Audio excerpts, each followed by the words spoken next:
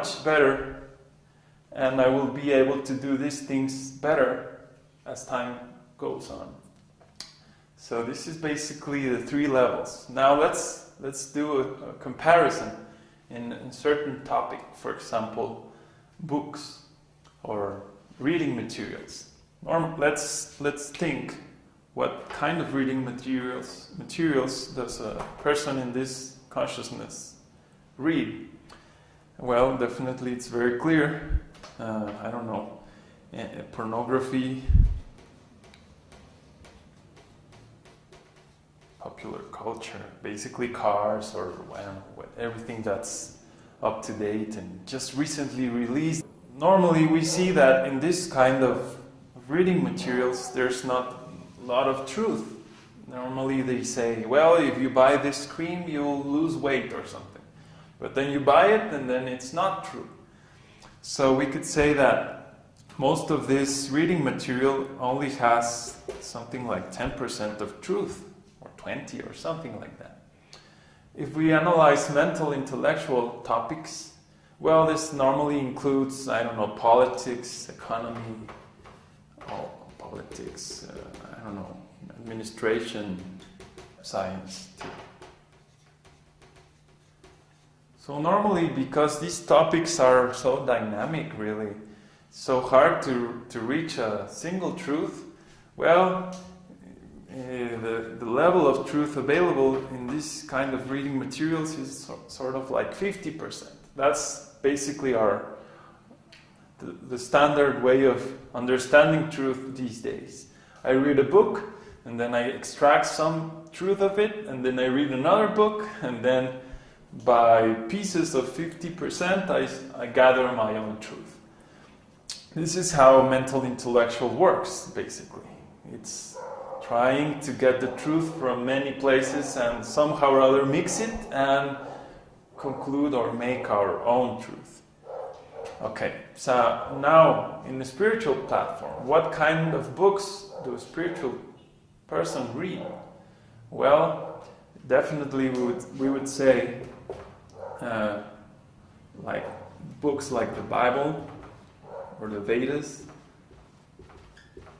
or any religious book like Quran, etc. These books are basically scriptures. They're word of God. So it would be a nice discussion to have here, but we could say in terms of truth, these books have 90 or 100%.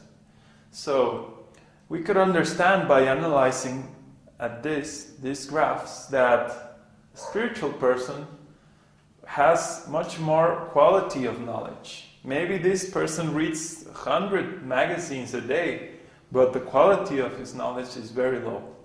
So most people also have this kind of approach to reading.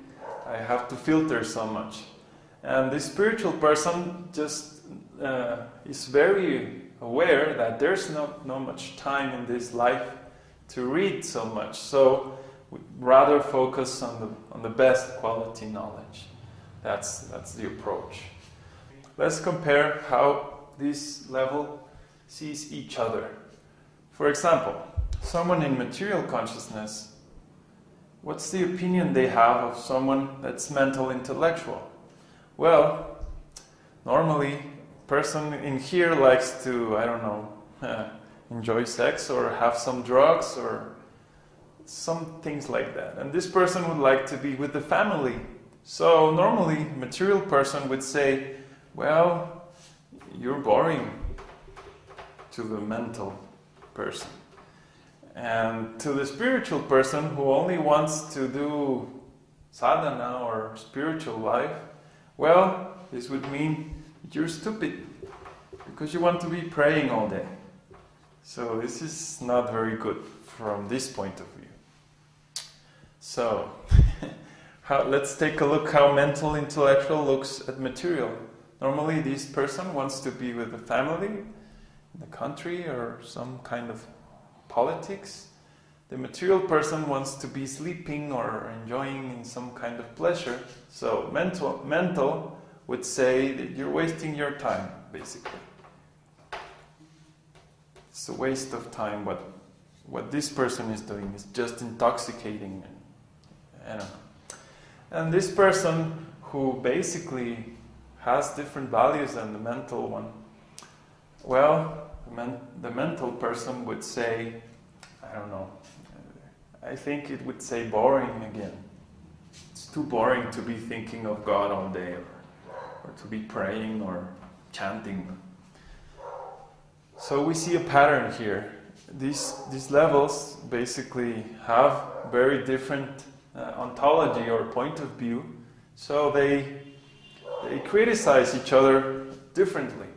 The spiritual person, from the other side, looks at the material person like with mercy.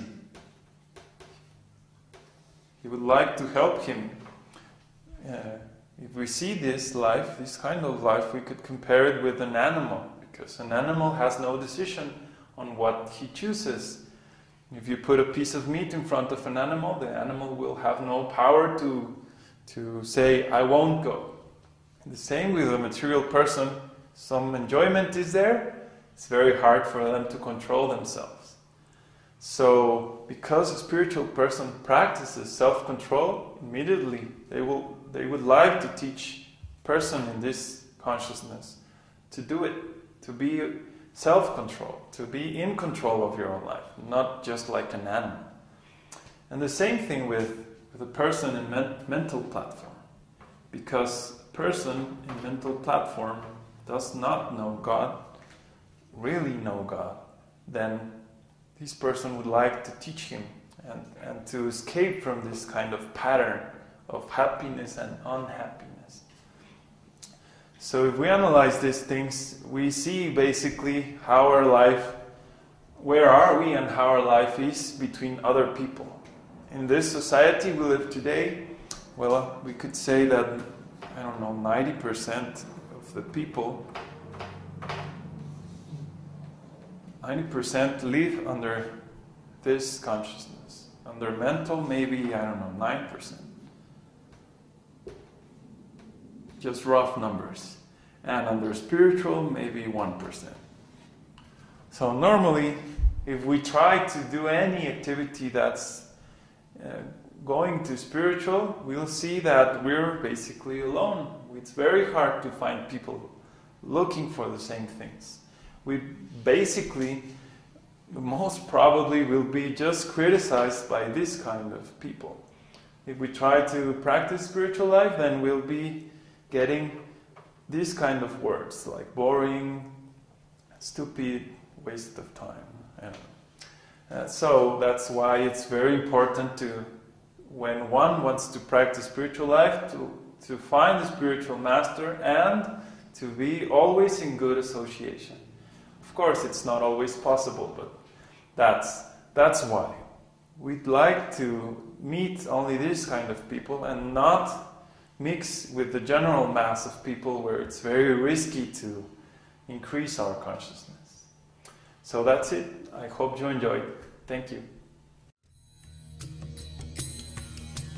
Om Namo Bhagavate Vasudevaya.